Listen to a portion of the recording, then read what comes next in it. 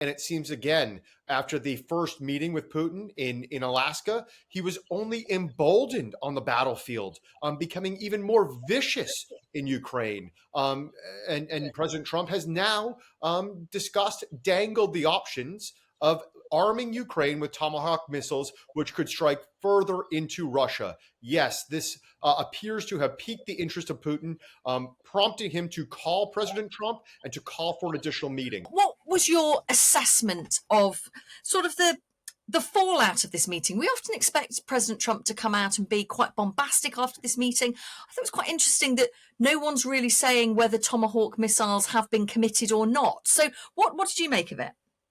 It seems to have been a good meeting, certainly compared to the first meeting with Vladimir Zelensky here in Washington today. President Trump said that the meeting was cordial, said that there was agreement on quite a bit here. But the president also seems adamant on peace.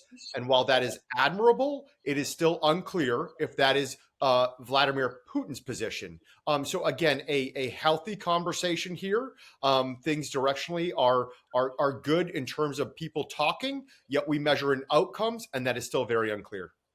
When we talk about the Tomahawk missiles, which clearly President Zelensky was so keen to have committed to him, do you think it's important to still have that almost as a threat hanging over Vladimir Putin? I mean, it seems like he picked up the phone to Trump this week when the conversations were starting to potentially entertain the thought of them being given.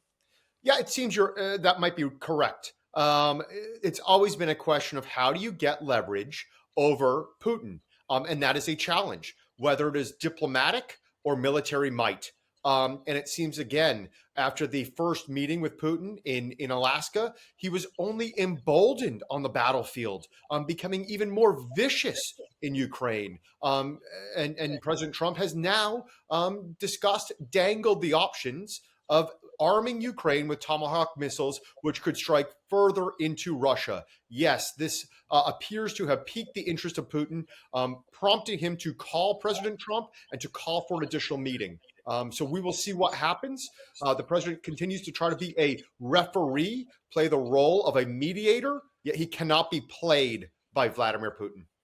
Do you think he has been played to this point, particularly after the Alaska summit? It is unclear. Certainly, again, if pure outcomes, this has not stopped the war. How do we do this? How do you extinguish this war as opposed to escalating the war? We have seen for years now the arming of Ukraine. And again, let's just be clear, they are the innocent country here up against Vladimir Putin's aggressive behavior, murderous dictator, aggressive behavior. Yet the ultimate goal here is to end this war.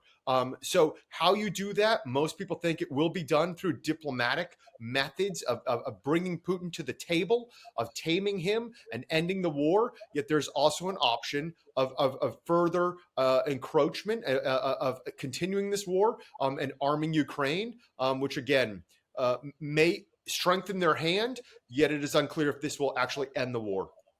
I know President Zelensky was very flattering towards Trump, talking about the success of the ceasefire deal so far holding in Gaza and wanting to use that momentum to move forward.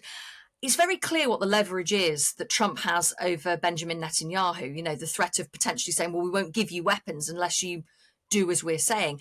There isn't that same leverage, is there, with Putin? I'm just wondering what that leverage is. Is it just the threat of Tomahawk missiles? He's a different kind of character to deal with, isn't he? Yeah, that's unfortunately correct.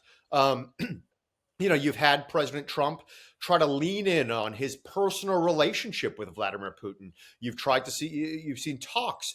You've seen the entire West united here at the White House with NATO, a remarkable meeting.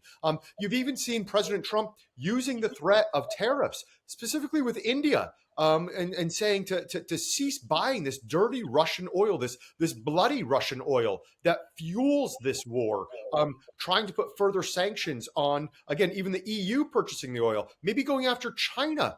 So looking at a comprehensive way, encouraging Ukraine, not, allowing them to strike Russian infrastructure, hitting them where it hurts. So the president is trying to explore all options, knowing full well that you're dealing with a madman, a crazy man who's invaded another country for no good reason.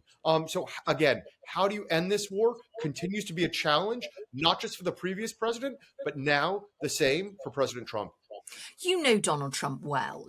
Do you think that he will have learnt something from the Alaska summit so that he approaches these potential talks in the next couple of weeks in Hungary with Putin in a different way? The president is always an advocate for peace, and that has always been since his rise to power, leading a nation that has just been exhausted around overextended, endless wars. And if there's one thing that has been consistent, it's that he just is abhors war. Routinely talks about the devastation in Gaza. Routinely talks about the battlefield of Ukraine, of the thousands of soldiers that die, innocent civilians.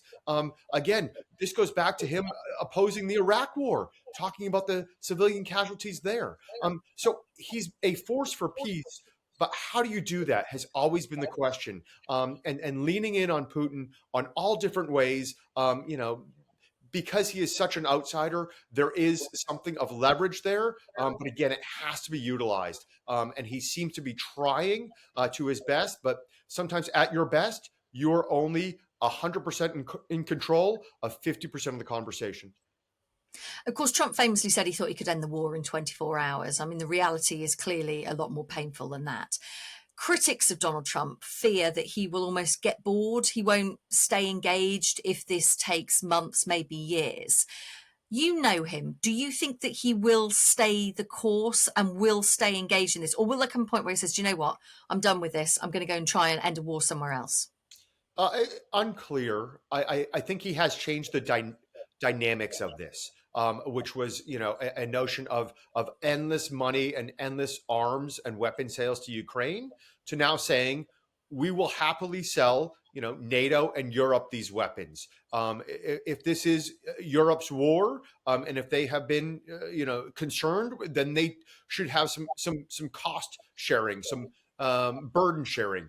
So because of the notion that this is now purchasing weapons, I think the dynamic has changed. This might allow for a continuation, but I don't think the president wants to get America involved in an additional endless war. But again, it's going to be very hard, I think, for him to ever walk away from this because of the global ramifications, global security, the global economy, energy. There's too much at play, too much at stake, I think, for America, much less the president, to ever walk away.